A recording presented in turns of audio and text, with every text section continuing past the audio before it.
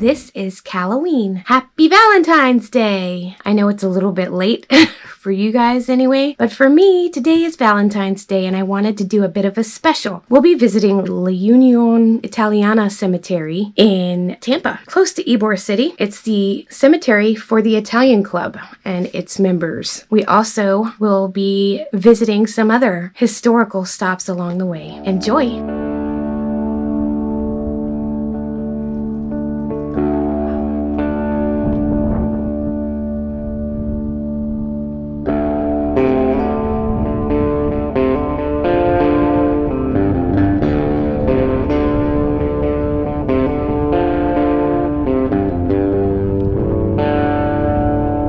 Standing just out front of the Jackson rooming house. Now, for several years, I've worked in Ybor City and I've always passed this home wondering what is going on with it, because it is seemingly a historical home and it's been in very poor condition for years. So the Jackson rooming house was built in 1901 by Sarah and Moses Jackson. They built it so that it could be a rooming house or a place to stay, a lodging place for African Americans during the segregation era. So at first when they built it, it had 6 rooms. So not too long from then, they opened up the rooms as bedrooms. Not too long after, they decided they were going to add a second story. And the second story had several rooms as well, making a grand total of 24 rooms in the establishment.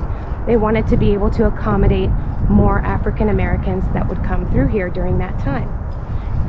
The rooming house ran and was up and in business and very successful until 1989. During that time, very famous people stayed here. Cab Calloway, Count Basie, Ella Fitzgerald, Ray Charles stayed here, and James Brown. Pretty freaking awesome when I found that out. In 2007, the building was slated for demolition, and the city council members, board members got together. They all kind of joined forces there and kept it from demolition. And then in 2013, it was added to the National Registry for Historical Places. And in 2014, believe it or not, Todd Clem, also known as Bubba the Love Sponge, was interested in buying and restoring the building. And unfortunately, because of the mayor at the time, Bob Buckhorn, as well as city officials, because of them, he said, you know, he withdrew his offer and did not decide to buy the rooming house. However, now you know the history of this place. I've always wanted to know. I've always been very interested in it because obviously, look at it. It's very cryptic. You know, it's condemned. It's been vacant for a long time, since 1989. And it's just kind of sitting there. It kind of looks like you can go up and poke it with your finger and the whole thing will come crashing down. Now, they've estimated it to be about $1 million investment for anyone who wants to buy it and restore it. But from what I can see, it doesn't even look like it's going to be restorable. But if somebody wants to, that'd be awesome. I'd come to it if it was like a museum. I mean, because it was a really important part of our history. And here it sits right here, vacant, alone, sad, and condemned.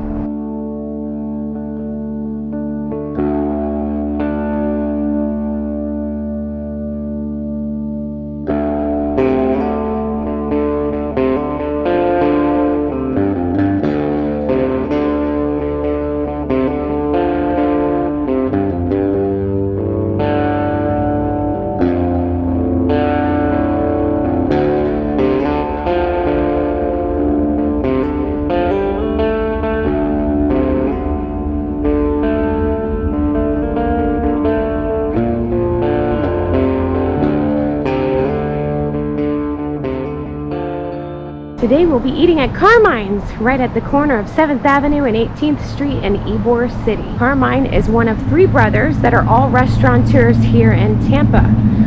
Ivoroni has an Italian restaurant. That's one of the brothers. Malio is another brother. He has a fine dining restaurant in the Sykes building, and Carmine's is right here in Ybor.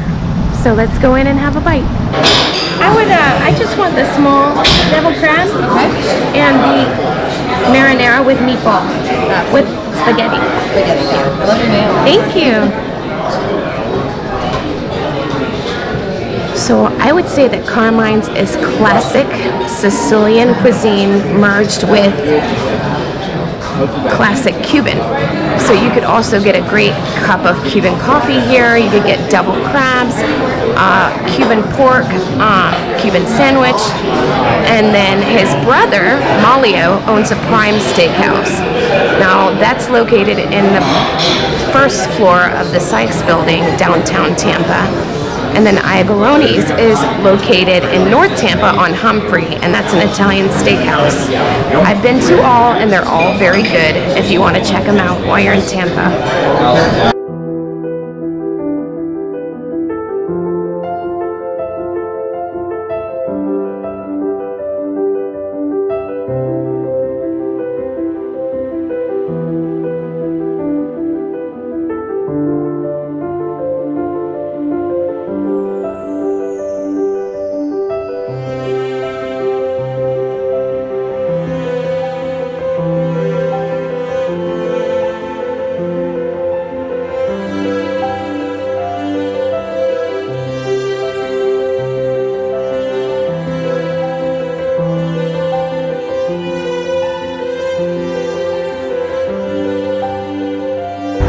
So I've just come out of Carmine's, getting ready to cross the street here, and I just wanted to point out this beautiful building on the corner. This is the Italian Club. Back in the late 1890s, Ybor started to establish immigrant clubs that served each different group of immigrants. Each one was equipped with banks. They had a gym, they had shopping, they had a theater, they had everything you could possibly want to do after work. He wanted to make sure each group of immigrants had a place to go where everybody spoke their language, and they could even have their funeral arrangements made free of charge. So they could go and watch a theater performance, go to the gambling hall, and just do all kinds of things here in this building. There are 4 in Ybor. This is the Italian Club. There's also the Cuban Club, Centro Asturiano, and Centro Español. Now this is going to be part of the history of the cemetery we're going to visit, which is L'Unione Italiana Cemetery. It is the cemetery for the Italian Club.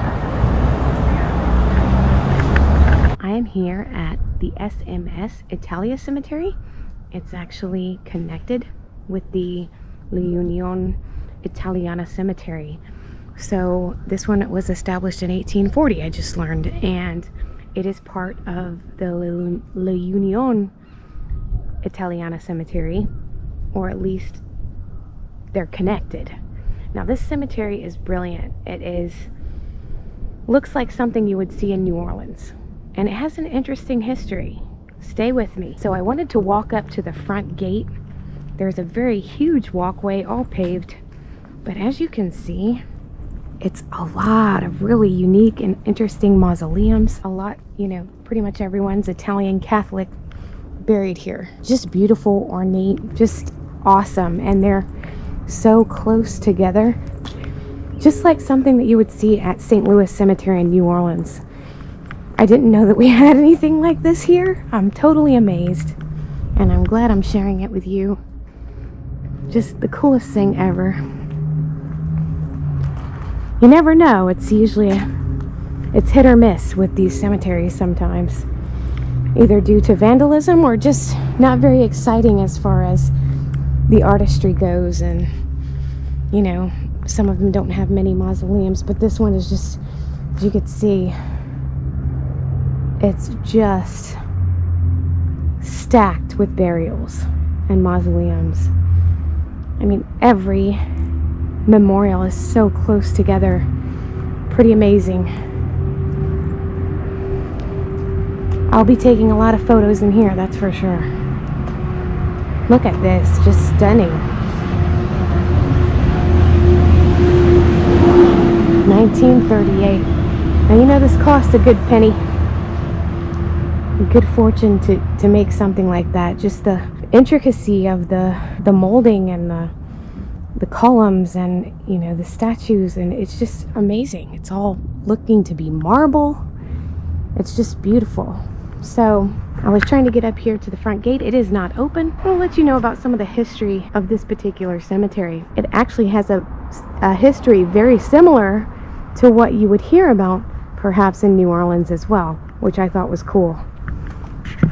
So L'Unione Cemetery, I'm not very good at pronouncing that. I'm not Italian. So L'Unione Cemetery has 2,814 burials. It was established in 1896. However, the first burial is known to be from 1893 here. It was purchased in 1896. This cemetery institutionalized the Italian funeral, which consisted of a brass band, and what they would do is they would gather like 100 family members and paesani to march with the family and the brass band. They would stop first at the departed's home and stop there and do, you know, maybe a song or two with the brass band, and then they would march on down to the Italian club, and there they would fly both Italian and American flags at half-mast to honor the departed. And then they would come here to the cemetery and proceed with the rest of the funeral.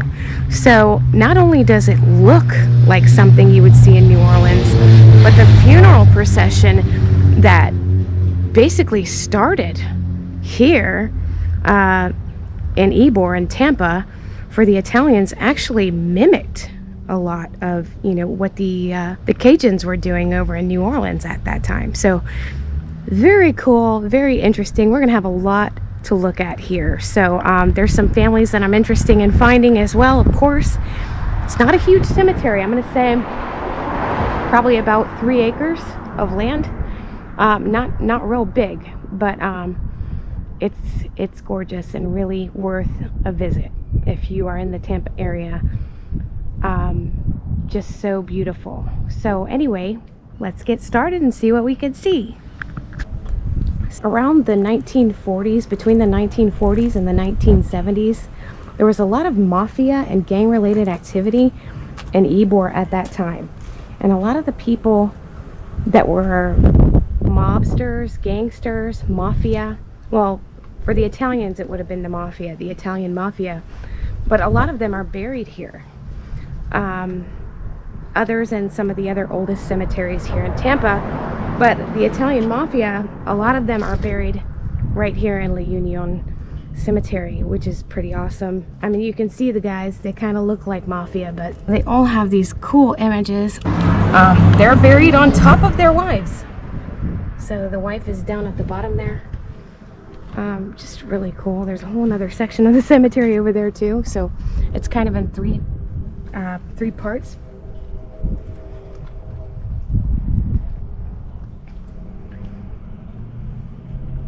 Ferlita. Oh, I know about a Ferlita.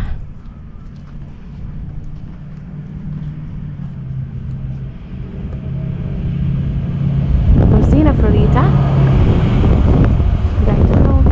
Ferlita. It's all in Italian, so I can't really read it. But there was an Italian baker from Ybor City, actually.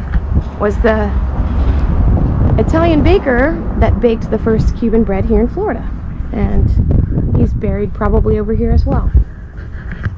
So pretty cool. It's, as you can see, look, it's very condensed here. It's just, there's not much room to walk between, but there is a definite path, so you know that you're not stepping on anyone. I like that about this cemetery. It's a narrow path, but you're definitely walking along a path, and just about every tombstone and every mausoleum has photographs of the departed, which is just cool, really cool too. I love it. So I just want to kind of film a little bit. I'm going to be quiet because sometimes I catch things, you know, but I talk too much, so just kind of looking along here. I'm looking for specific people, so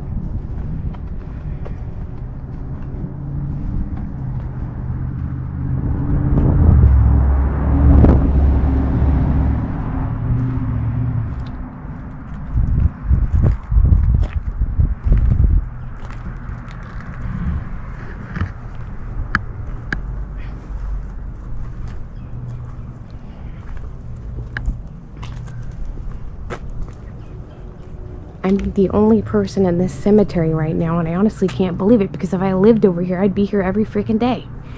It's so awesome.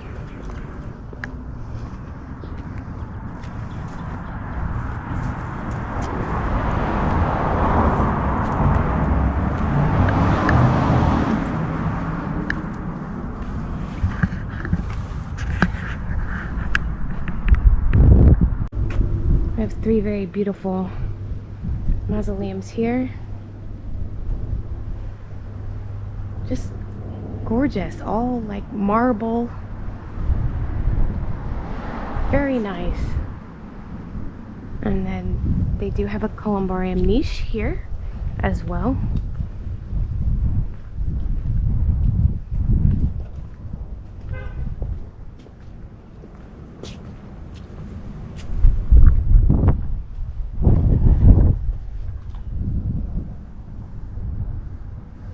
All complete with photographs of the departed.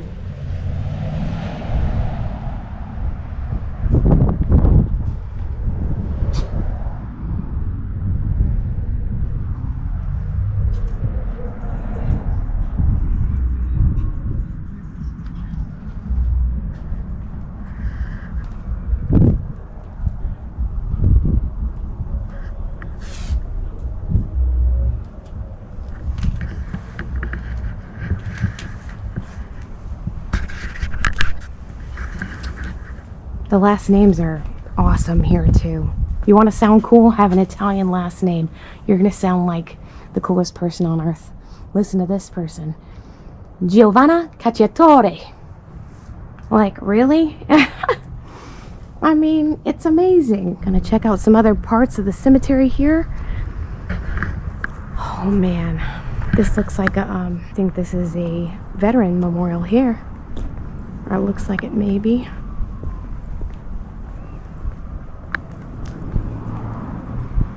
Can't really tell. Let's see. Yes. Dedicates this war memorial to honor and perpetuate the memory of those members who gave their life for their country. Paul P. Longo is president. And it says the same on the other side in Italian. But this is just great.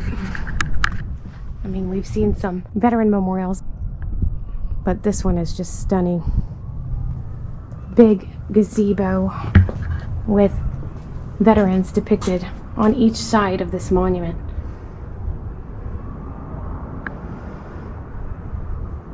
Just awesome.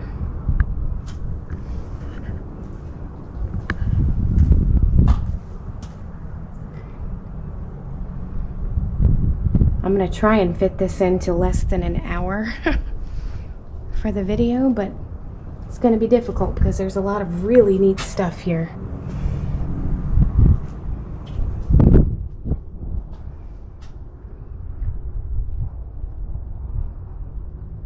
Thank you, gentlemen, for your service.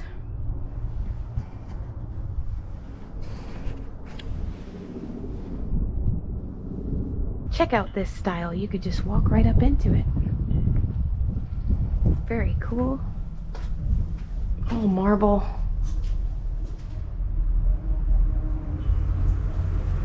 Just beautiful.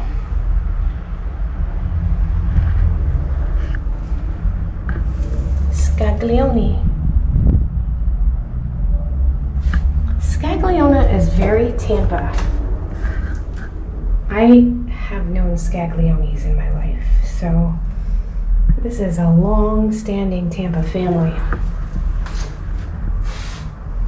Back in, you know, the late 1800s, it started becoming a very much an immigrant culture here in, you know, South Tampa and the Ybor City area and such, because Mr. Henry B. Plant had just moved his railroad systems into town, and they were just bringing over immigrants by the trainload. Just immigrants and immigrants flooding in. It became very much an immigrant culture here.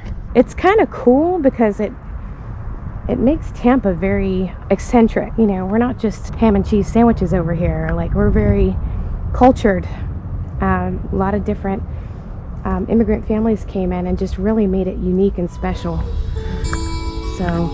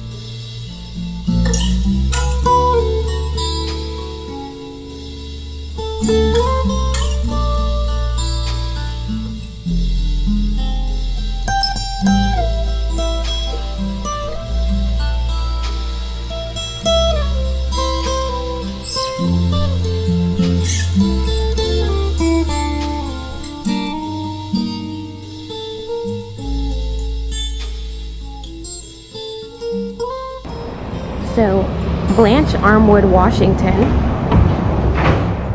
is buried here with the Armwood family, who the land for the cemetery was purchased from. So they owned the land that the cemetery is on. And the Armwood family plot is all the way over to the furthest most right on the Italiana side, not the L'Unione side. This is the whole Armwood family, but Blanche Armwood was a famous educator. She was world-renowned educator in her day.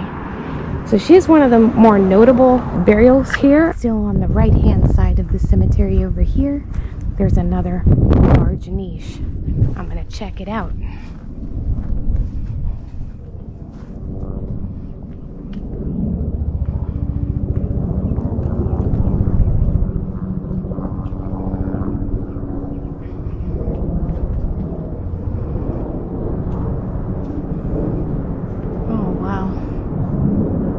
Beautiful.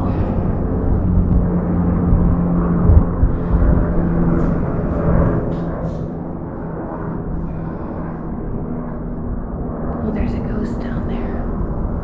Just kidding. Definitely an original though.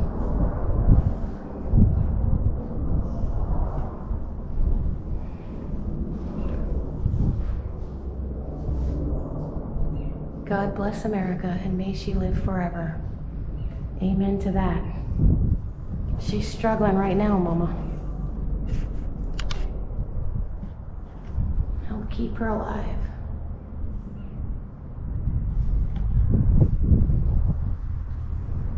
This is great. You can just peer out over the cemetery.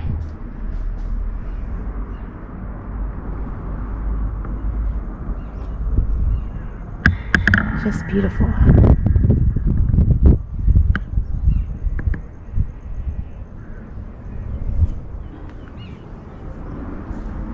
Oh, he's here watering flowers for his loved one.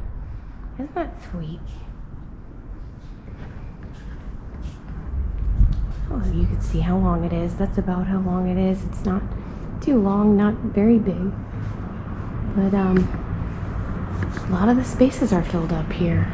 I don't blame them. It's a nice cemetery. Just not a lot of shade. So if you're gonna come here, be prepared for that.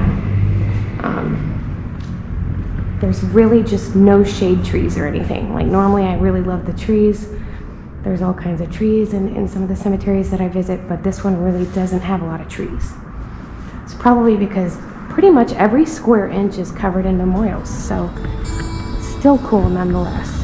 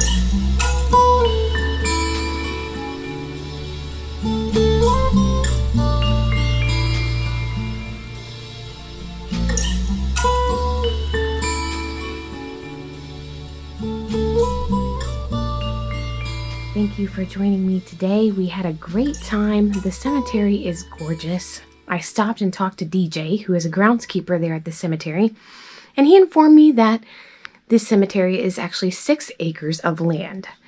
So it looked a lot smaller when I'm standing in the middle of it, but once you go all the way over to from one side to the other, I can see that. And he's been working there for 17 years. So I also asked him if he'd ever seen anything unusual. And he's like, what? I'm like, anything out of the ordinary. And he's like, well, I saw a very big snake.